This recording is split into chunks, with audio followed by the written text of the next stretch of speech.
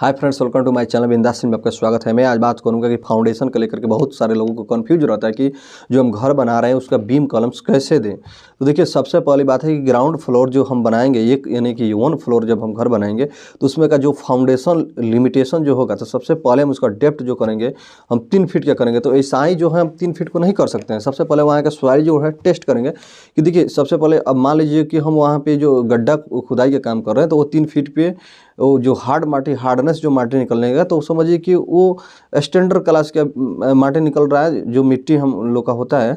तो वो अच्छा है। अगर उससे ज़्यादा अगर डेप्थ करते हैं तो वहाँ पे वो गिल्ला जैसा सीवेज जो माटी निकल जाता है, वाटर ऑब्जर्व करने लगता है।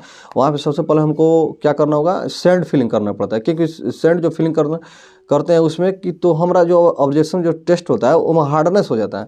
और हम फिर उसमें मिट्टी अगर फिल करते हैं तो क्या होता है, वो दलदल हो जाता है पानी के साथ में। तो वहीं आप देखिए, कोई बिल्डिंग जब वो सीवेज करती है तो किसी कोना से वो धंस जाता है थोड़ा सा भी, तो क्रैक होना शुरू हो जाता है वाल में या वो बीम में, स्क्रैचेज होना, क्रैक होना वो शुरू हो जाता है। इसलिए सबसे पहले दोस्तों, अगर हम फाउंडेशन करेंगे तो हम वहाँ पे सॉइल देखेंगे कि सबसे मिट्टी जो वहाँ 3 फीट के खोदाई करने के बाद वहाँ हार्डनेस हो रहा है कि सॉफ्टनेस हो रहा है।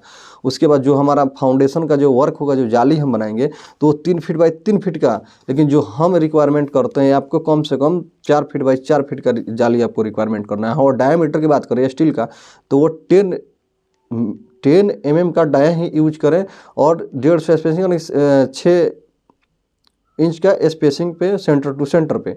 और उससे भी अगर रिक्वायरमेंट करूंगा तो मैं 12 mm का डाया रिक्वायरमेंट करूंगा 6 इंच सेंटर टू सेंटर पे। तो इसको ध्यान में रख कर ही आपको कंस्ट्रक्शन का काम करवाना है कि जो भी हम कंस्ट्रक्शन कर रहे हैं तो वो आने वाला नेक्स्ट फ्यूचर में हमें उससे कोई परेशानी न झेलना पड़े। इसलिए आप भी कोई भी कंस्ट्रक्शन जब भी करवाना तो फाउंडेशन को ध्यान में रख करके ही आप काम कीजिए, क्योंकि फाउंडेशन पे ही सबसे ज़्यादा जो हमारा स्लैब का बियरिंग कैपेसिटी जो लोड होता है वो ऑब्जर्व करता है फाउंडेशन पर। जो हमारा स्ट्रक्चर ही नहीं रहेगा सही तो बिल्डिंग करेक्ट कर जाएगा।